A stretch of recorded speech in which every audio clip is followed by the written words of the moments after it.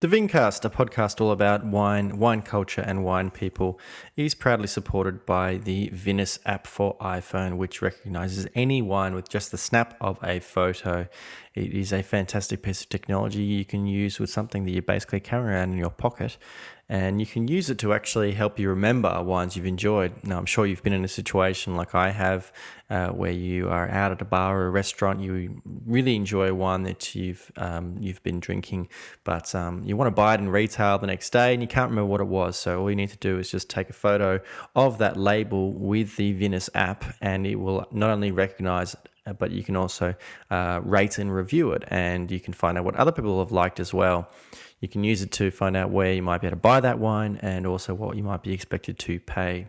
So all you need to do is go to www.getvinous.com/Vincast, download the app, start snapping away, and follow lots of other wine lovers like yourself.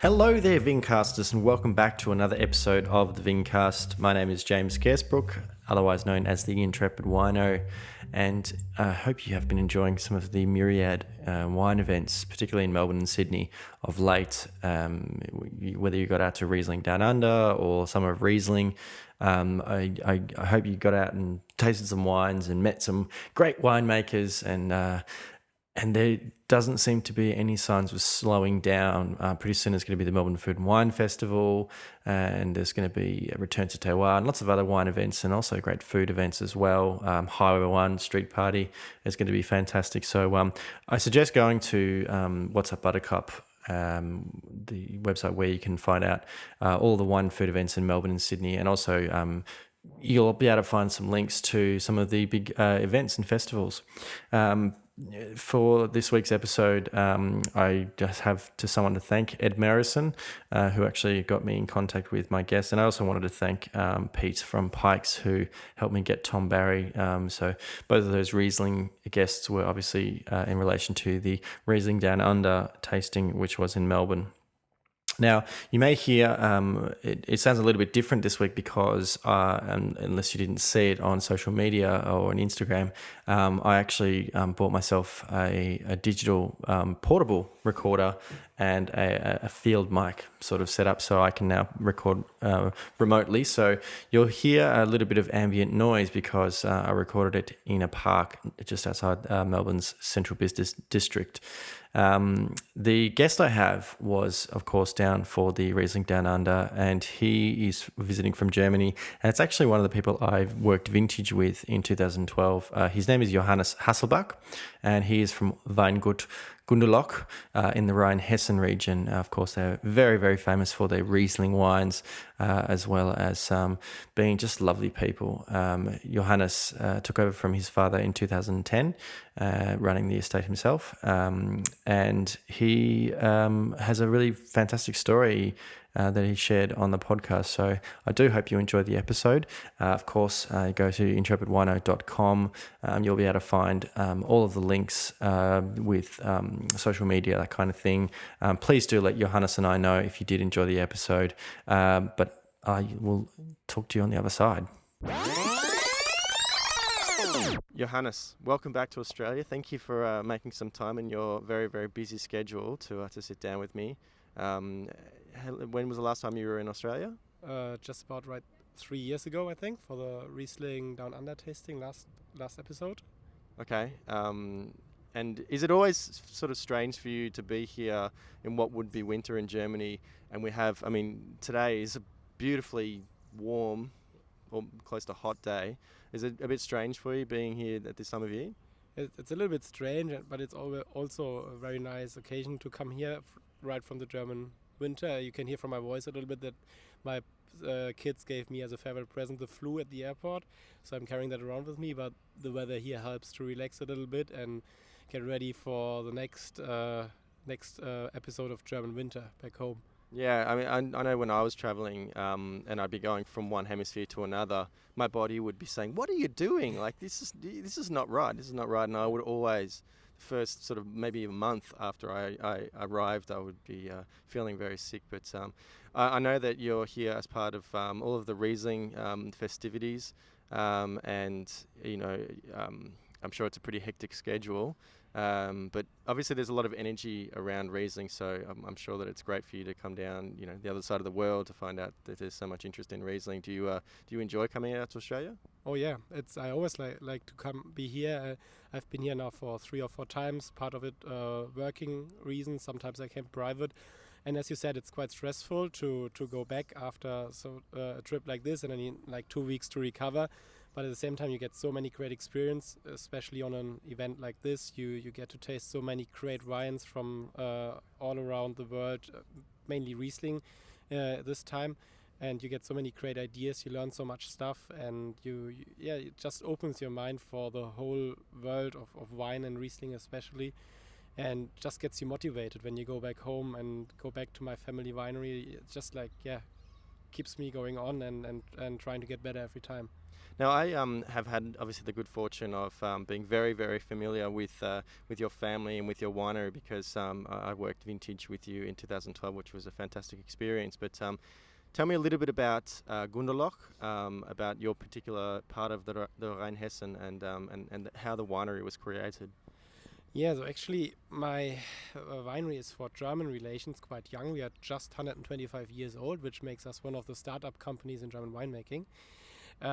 But we are located in a very unique setting. It's actually part of the biggest growing region in Germany, which is called Rheinhessen.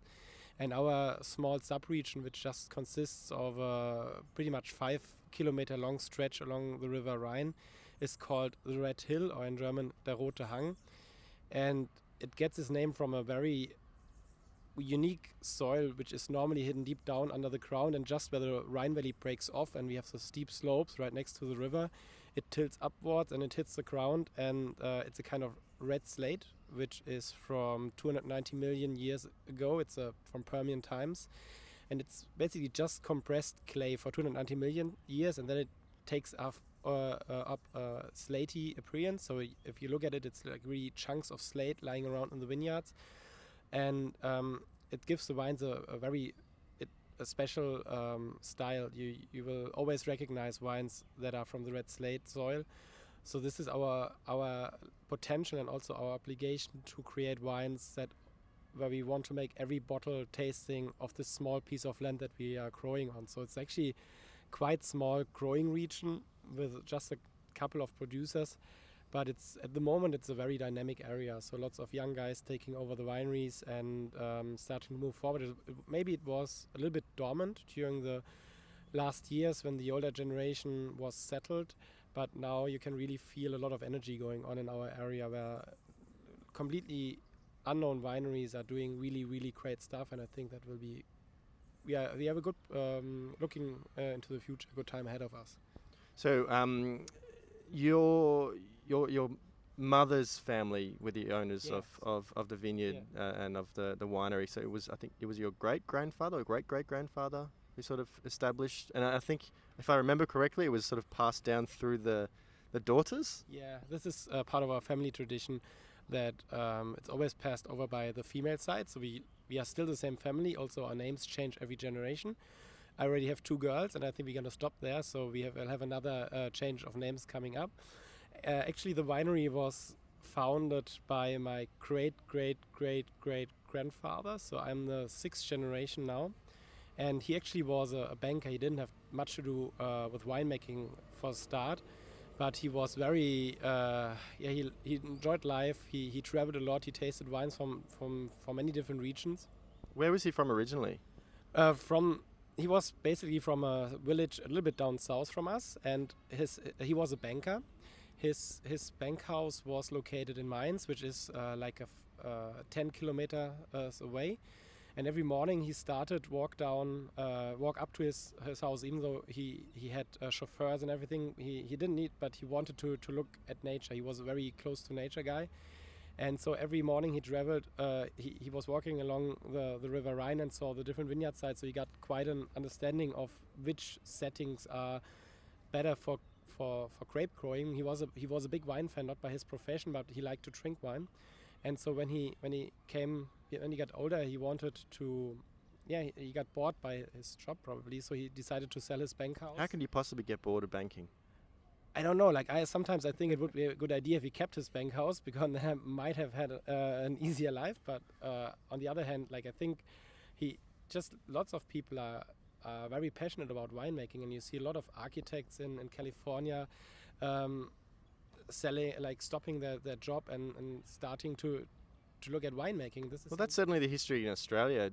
In like the 70s and 80s, there were what we call hobby farmers who maybe were living in Melbourne or even Adelaide, and they bought some land just for the weekend and decided, I might plant a vineyard, and then became just amazing winemakers, like doctors and lawyers, even teachers. And that what really was one of the things that really caught me on making the decision to take over my family business, was actually when I was here in Australia and working with Jim Barry's, which was pretty much my first experience into winemaking. I found my passion for winemaking the farthest away from my own estate as I could possibly go.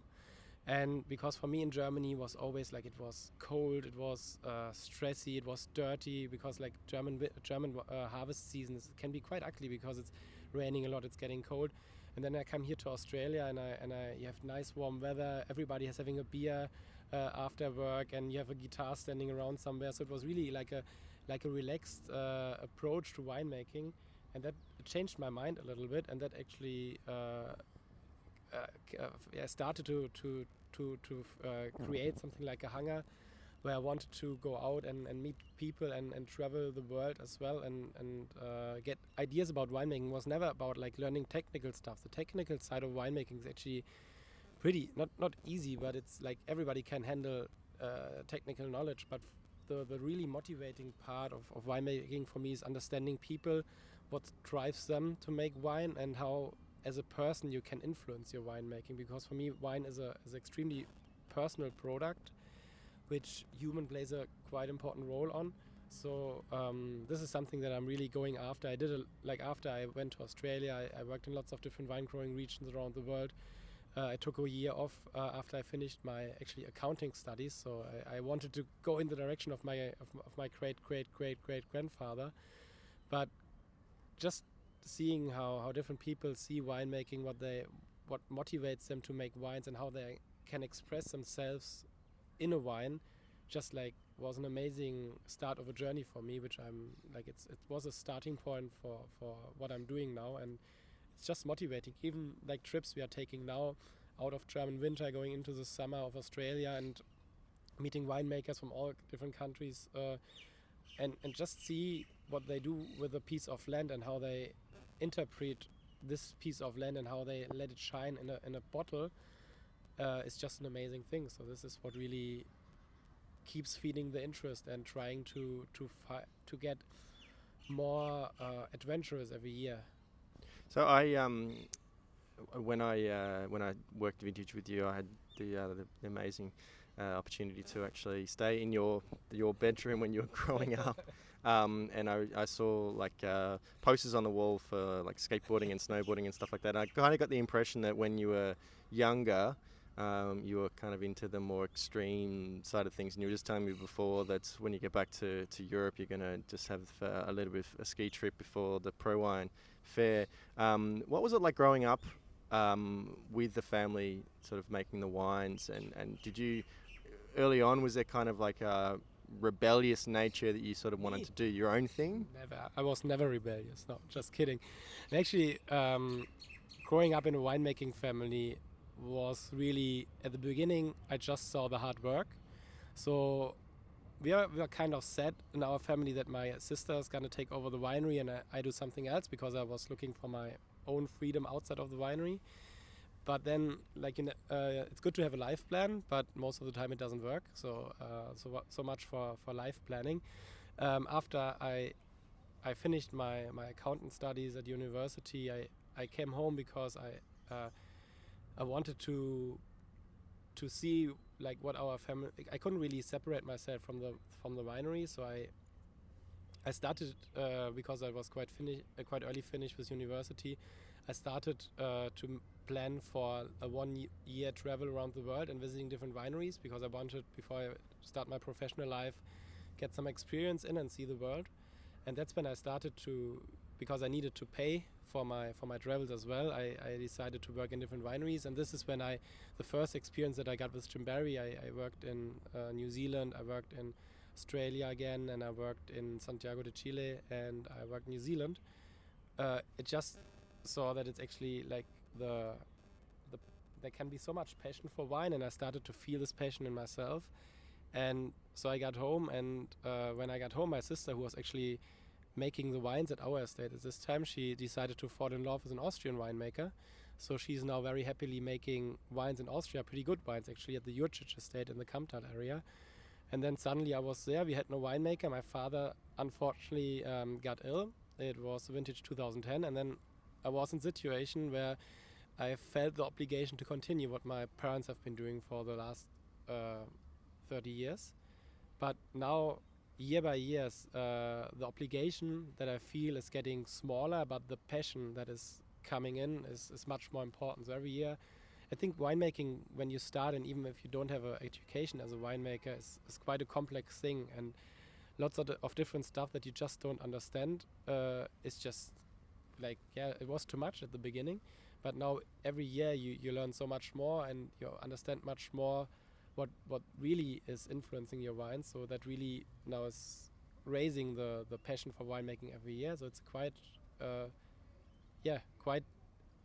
cool process that we see in our winery now, because even my parents, which have been kind of nervous when everything happened, they now see that actually also a different approach to winemaking can produce some great results, and we are quite happy right now how things are improving in the winery. But yeah, at the beginning it was like you just saw the work, because winemaking is quite labor intensive. You're working with nature, you're farmers, but also you're businessmen, and so the whole week your vineyards are waiting for you. You go out, and even on the weekends, and then sometimes again on the weekends you need to see customers, because that's when they have free time. So as a young child at home, I just saw the work, but now when you see like why my parents have been doing it, now the understanding is much greater for that, and I hope my kids will understand when they grow up how it is.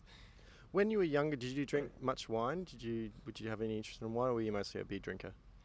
When we have been actually quite early approach to wine in our family, as in every winery family, there's wine on the table at every dinner, every lunch, not breakfast, but all the other meals we have with wine.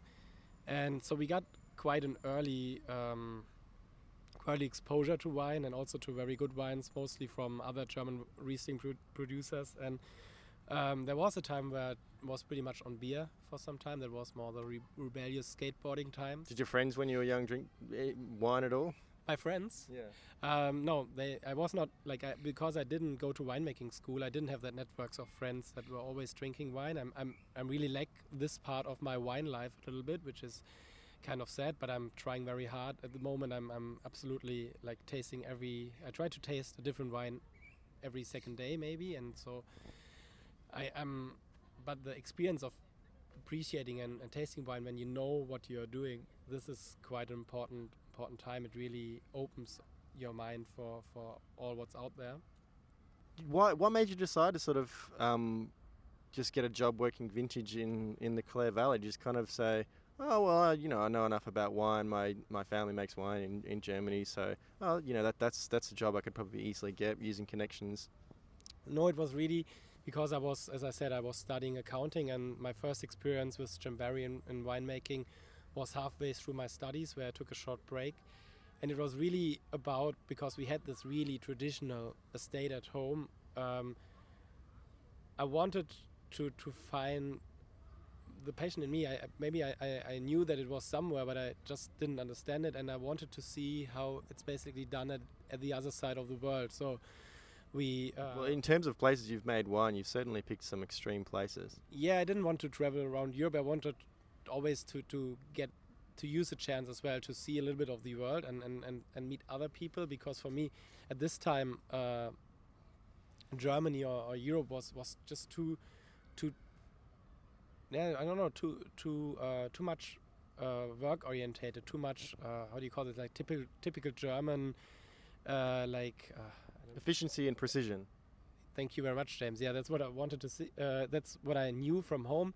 I wanted to see another side of the wine world. I wanted to see like the more emotional approach to winemaking. I thought Slightly more dynamic. yeah, dynamic and also young people. Like I know that when I was young, I always my parents took me along to wine tastings, and I got the chance to go to the United States, for example, when I was quite young. And I always in Germany, when I went to wine tasting with my parents, the people were like 70, or at least for me, they looked like they were at least 70.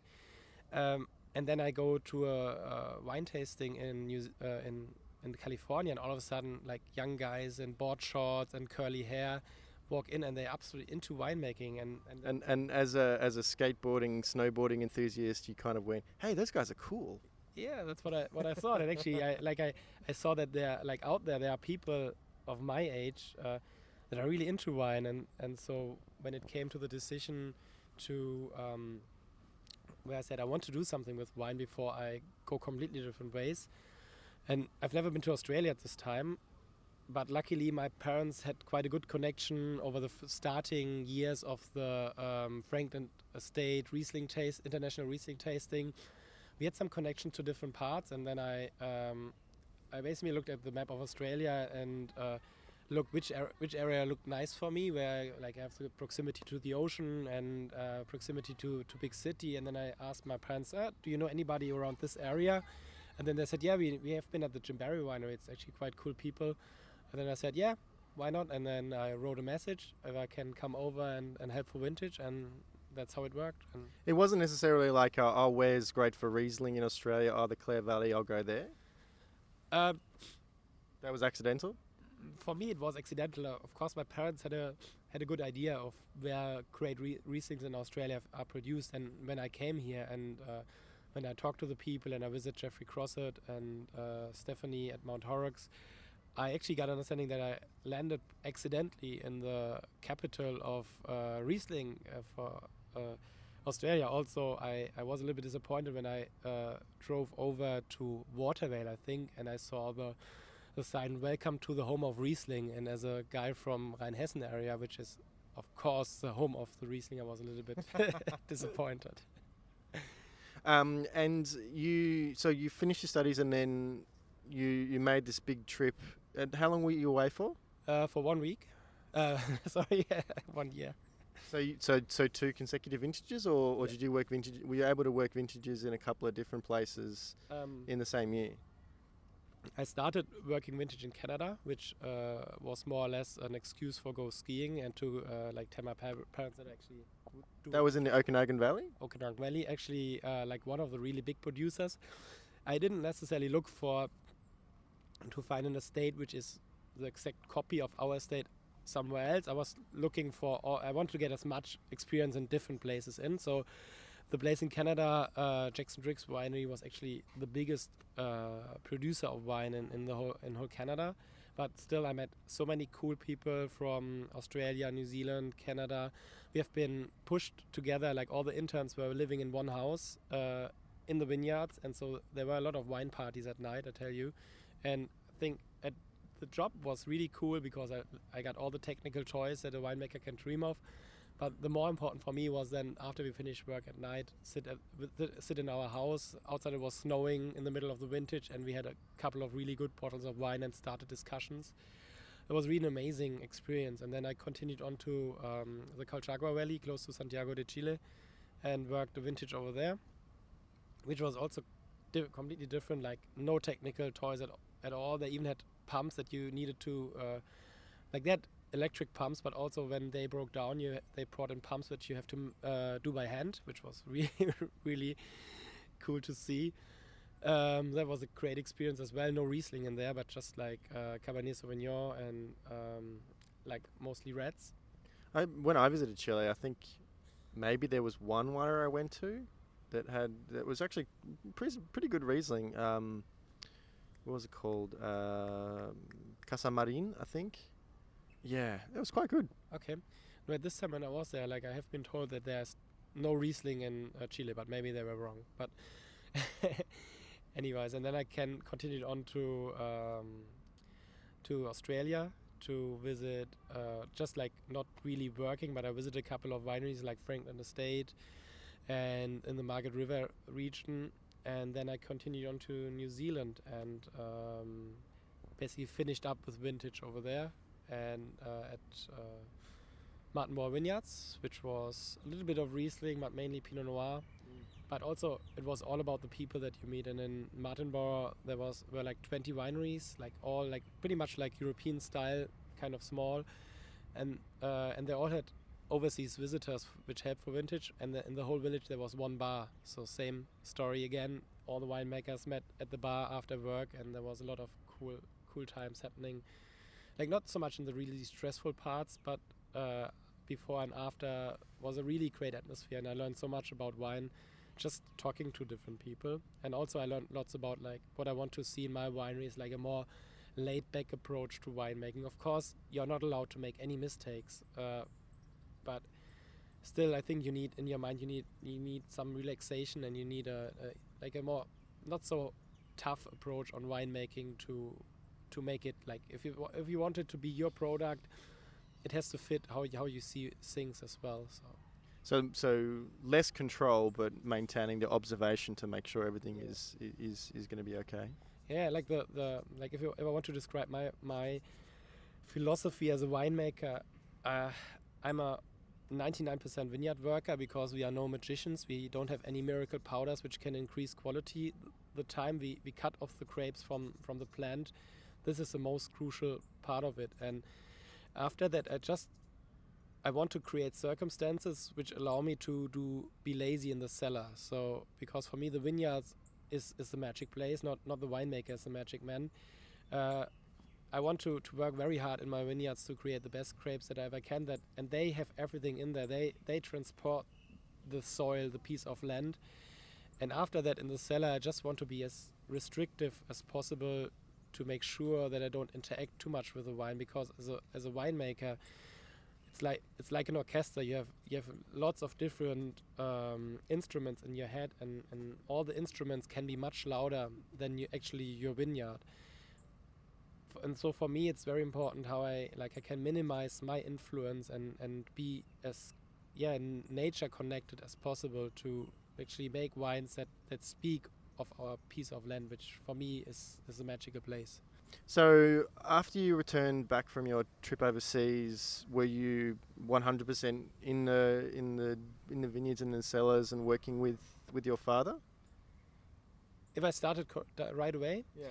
bit by bit I started. I did some as I said, it was like an orientating phase, and at first my sister was still there making our wine, so I just did a little bit more adventures in other side. I worked as a paramedic for some time and stuff. But bit by bit, I got drawn into the family business. For me, like 2010 was the vintage when it happened, because that's when my father unfortunately got ill. He now is perfectly recovered, but it gave me the chance to enter the winery and start to work. But of course, I started still with the old crew that was working in our cellars, that have been taught by my parents 30 years, like what he wants to do. And then all of a sudden, I come back and I don't have like completely different viewpoints. It's more like a small evolution rather than a revolution, what we are doing right now in the cellar or in the vineyards. But still, it's something that people have to understand, and they have to feel the same motivation what we are doing. So every year we get a little bit more adventurous. We take a little bit more risks every year. But for me, it also raises the personality of our wines during the last years. What were some of the first things you started to kind of just evolve? Did you think that you would start in the vineyards? I definitely started in the vineyards with my work. So we looked at the vineyard sites, and bit by bit trying to change the way how we treat our vineyard sites. And to understand a little bit more what I'm talking about, maybe you have to understand our region as well. So we are located on very steep slopes, the only really steep slopes in the Rheinhessen area. Rheinhessen is not necessarily known for having steep slope vineyard sites. And also we have a very special kind of soil, the red slate, which is on one hand it's a stone, but on the other hand it's a very soft stone that is in pretty big danger from eroding.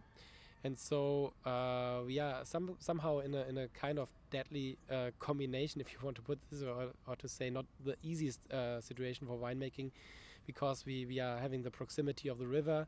We have a lot of humidity in the vineyards, but also we have the big danger of eroding our vineyard site. So it's bit by bit you have to find ways how you can get better in the vineyards and apply more natural connected ways to train your vineyards. And so this is where we started.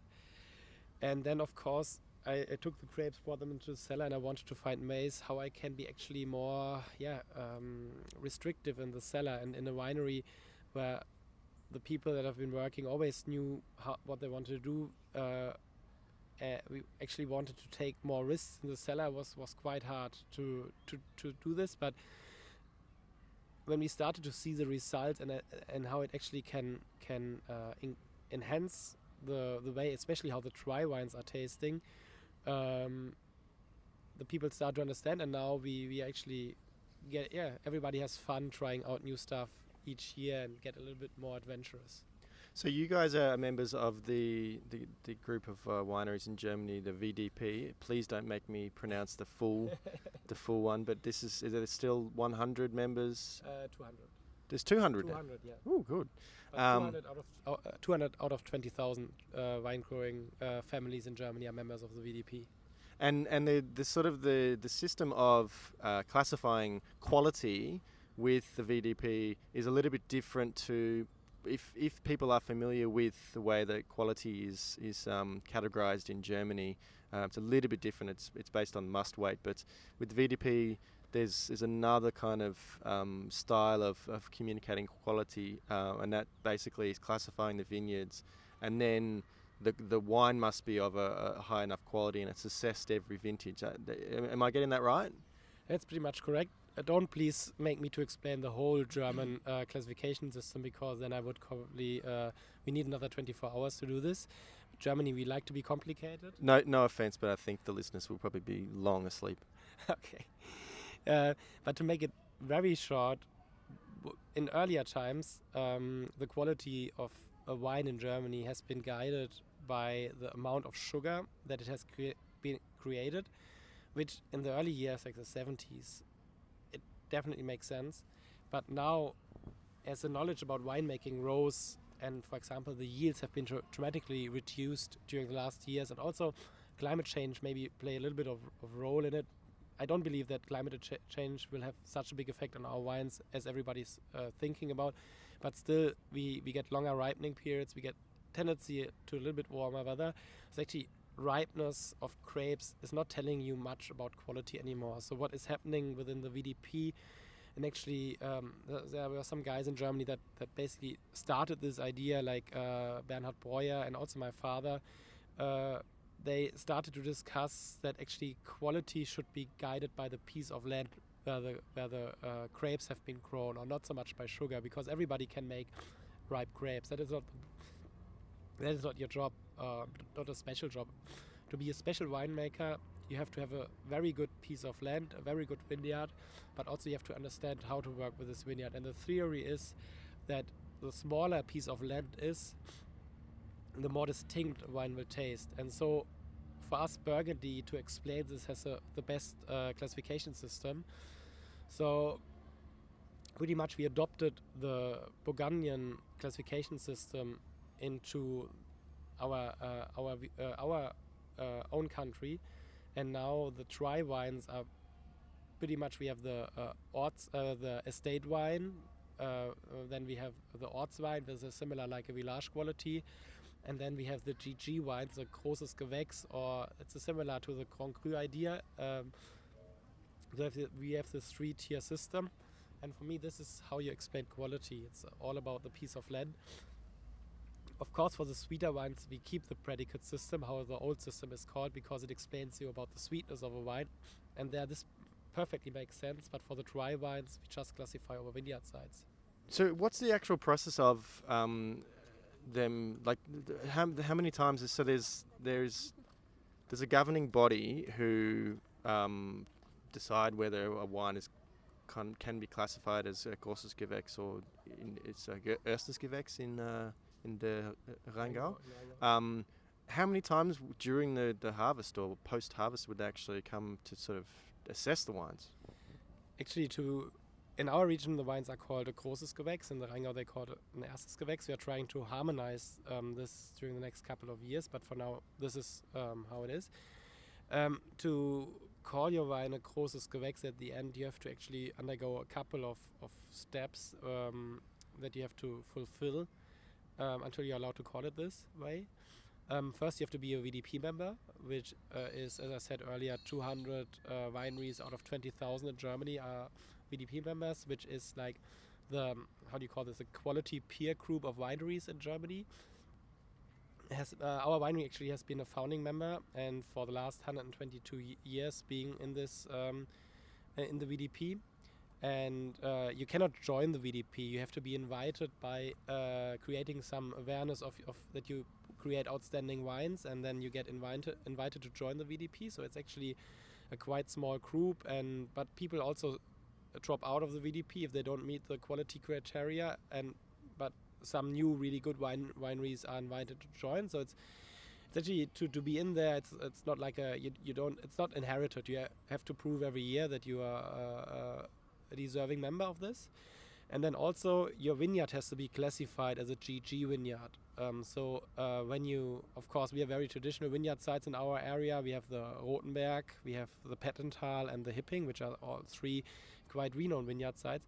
But if you, for example, have a really cool vineyard site that hasn't been acknowledged as a GG yet, you have to prove in a 10 years vertical tasting that this vineyard actually over 10 consecutive years produced outstanding quality in Germany. And then 10 years, that's like that. I mean, even just like to be to qualify for biodynamic is 4 years and organic is 3 years. So 10 years, that's a pretty serious investment to show the consistent quality of a vineyard. Yeah.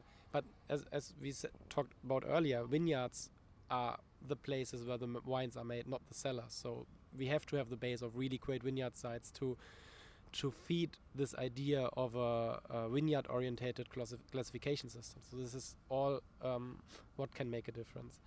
And if your vineyard is approved to create as a große Lage, which is like the best vineyard sites, then every single year, the wines are tasted in a tasting panel, and they have to pass the tasting panel. So you have actually undergo 3 quality criterias to be able to call your wines a GGs. And wines get rejected quite regularly. So not just because you're a VDP member and you have a wine that is a vineyard that is classified as a große Lage, doesn't make you sure that you can produce a GG wine every year. So it's actually quite an intense testing going on until you're finally allowed to call your vineyard a GG. Now, your sister, when did she end up sort of stepping away and relocating to Austria? So it was pretty much vintage 2010. She had her boyfriend for a longer time, and she has been visiting him and helping him also making wines for quite some time. But pretty much the decision that she moved to Austria has been made in 2010, which was pretty amazing, stressful, challenging vintage in Germany. And that was the time when I just had to jump into the cold water.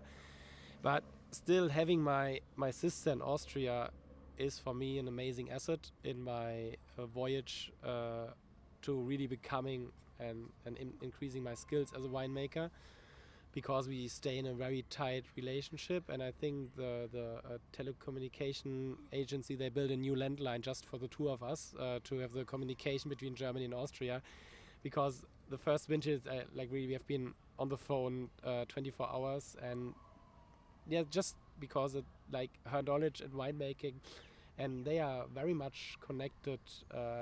They are a couple of steps ahead of me, to put it this way, how they can create their wines. And so for me, this having this connection and exchanging ideas and talking about philosophies of winemaking is quite important. So that collaborative relationship that you have and working so closely with your sister kind of led you to come up with this project, which I think, if I remember correctly, was something that you were starting when I was working vintage in 2012. And so I feel, kind of a bit of pride in being part of that initial project. And I know from memory, what we were doing was kind of a secret. It definitely was a secret. And it actually a very geeky project, which arose a lot of attention in the European wine sector. We actually will be showing it today at the Single Site Symposium from Cellarhand. And actually there are some boxes of this project available here in Australia. It's a quite complex thing, so I'm gonna introduce it a little bit, but check out www.wurzelwerk.org. Don't worry, I'll make sure to put the link. Okay. And there we go a lot about this technical stuff, but the idea of it was actually, my sister, her husband, me, and then another quite famous winemaker, Max von Kuno from the von Hövel estate at the Mosel. We are in the pretty same situation, coming home into a very traditional winery, a family winery, after we have been traveling the world and working in different places. Some of us outside the wine industry, some of us inside the wine industry, and we had a lot of stupid questions. And our parents didn't want to answer the question, or maybe they couldn't. And it was all about how we can understand our vineyard side. So we came home and we know we had the really amazing vineyards in our hand, and they have been producing wines for centuries. And we wanted to find out what is special about our vineyards, and where is our position as a person, as a winemaker in this. Should we interpret this vineyard sites, or should we leave them alone? And so, because our parents, they have been doing the job for so long, they couldn't answer the question to us. So we basically joined forces, and it was during a holiday just before harvest, when we visited the vineyard in the Kammtal area of my sister and husband, that we were walking around the vineyard sites. The grapes were just starting to get ripe, and we tasted vineyards. That's what winemakers do. They don't go holidays to the Bahamas or to some nice beaches. They go and visit other vineyards. Well, that's what I did for 16 months. I went around the world visiting wineries. Yeah, so we started tasting grapes and starting discussions. So what you're looking for, how do you make your picking decision, and what do you think it will taste in another 2 weeks? And then Stephanie asked me, so Johannes, how are your grapes tasting right now? Are they getting to there how they know them? And I said, you know what? I will send you a bag of grapes when I get home, because I cannot describe the taste. And then wheels started to turn in our heads. My sister said, "No, actually, you know what? You're not gonna send me a bag, a Ziploc bag. You will send me a whole box of 500 kilograms. And then I will make wine out of it, and I want to have some piece of my home in my cellar." And I said, okay, actually quite good idea. And then we took also Max into the process, and it was like a beer idea, or Schnaps idea, as we say in Germany. We started having some beers over dinner and start discussion. And at this point, we didn't know what big wheels we're starting to turn. But at the end, the idea was that everybody picks 1,500 kilograms from his best vineyard sites, splits it in 3, and sends it to the other 2 people. So 3 times 3 is 9.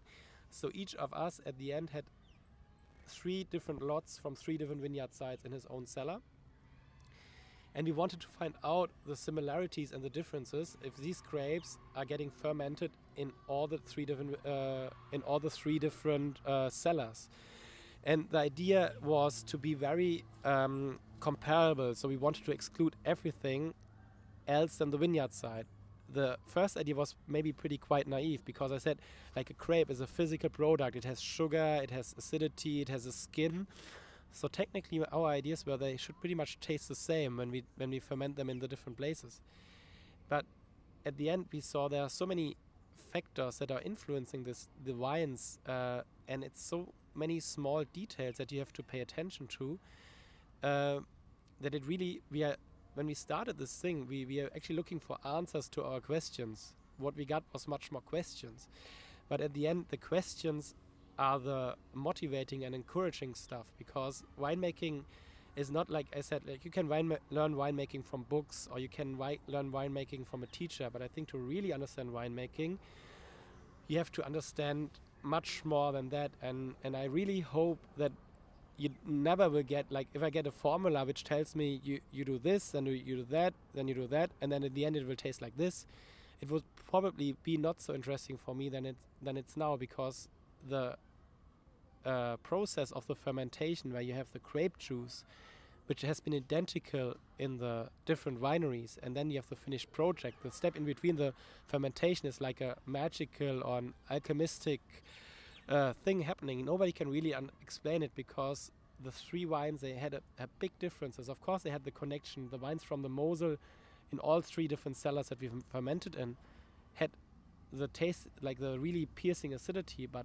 between this physical dimension, there was so much interesting stuff happening that it's actually, like, it arose so many questions in our heads, and it really made us to investigate how we can create circumstances to guide our wines without actually putting our hands in there. So it's a very much, we are very interested about this old technologies that have been used in our cellars like 100 years ago, when the people thought they were doing some voodoo magic, where people think like, the anthroposophical approaches to winemaking, biodynamics and all that. Everybody thought that it's like a witchcraft or something. But now I think you understand much more how it can influence that, and like the small details that you are attentive to can really have a big effect on your wines. And at the end, we never planned to make something that we can sell out of it. It was really like for our own practice at home. The project was so fascinating to ourselves that we are actually making it available now. So the set is just available as a 9 wines, like the 3 vineyards fermented in 3 different cellars. And this is from the 2012 vintage? We have 2012 available in Australia here over Cellar Hunt, but 2013 is on the way, 2014 as well, and we want to every year investigate other aspects of the winemaking process. And then what it is at the end, we call it, it's a drinking game for wine geeks, because you don't open up a bottle each evening. It doesn't give you the experience.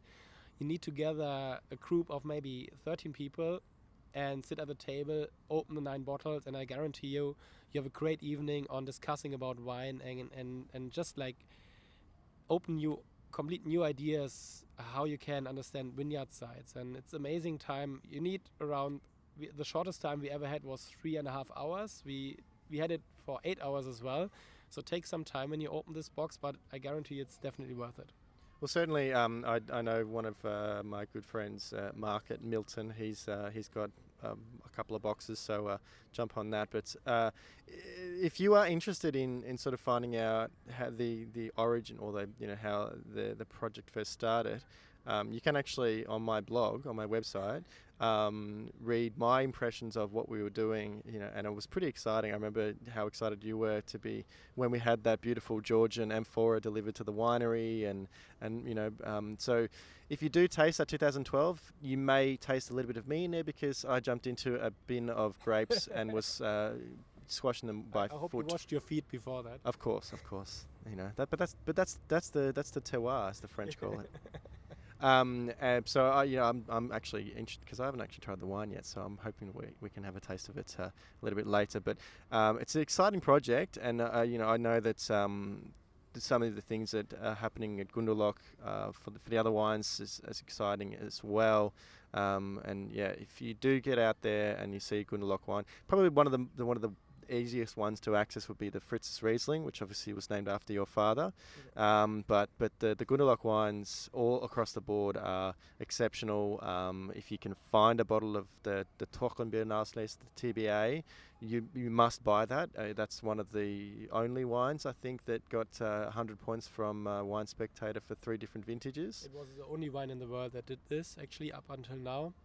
So there are a couple of 100 wines from the Wine Spectator around, but the Rotenbeck TBA is the only one that achieved this honor in 3 different vintage. But definitely head to to the gunderloch.de, I think, is it? Yep. That's the website. Is Gunderloch on any form of social media? We have a Facebook page, which you are happy to join. You get some live snapshots out of the vineyards during harvesting and some first tasting impressions right out of the barrel. And we inform you about what voyages we are going on to and where you can find our wines. Fantastic. Well, thank you so much. It's obviously it's great to catch up with you, and I appreciate you making some time whilst you're obviously got a bit of a travel bug as well. But I look forward to trying more of the Gunderloch wines, and I urge everyone listening to seek them out as well. All right. Thank you, James, for the interview. I hope you enjoyed it as well, and looking forward to taste some wines with you this afternoon.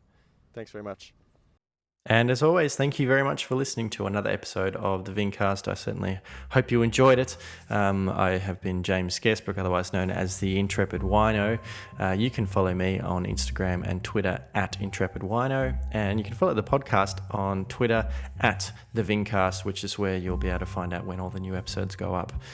You can follow me on Facebook, facebook.com/Intrepid Wino, and come and visit me at my website intrepidwino.com, which is where you can find all of the previous episodes of the podcast, as well as lots of different writings about my experiences and travels. You can subscribe to the podcast on iTunes, Stitcher, or Player FM, and that's really fantastic because you can download the episode as soon as it comes available online, and you can listen to the podcast episodes on your iPhone or Android or even an MP3 player. If you do subscribe on either of those platforms, I would request that you rate and review. Please, 5 stars would be fantastic, and write something nice about an episode you enjoyed or a guest that I had, because it really does help me out and helps to grow the podcast. I look forward to you listening to future episodes. Got some great guests coming up, but until next time, bye.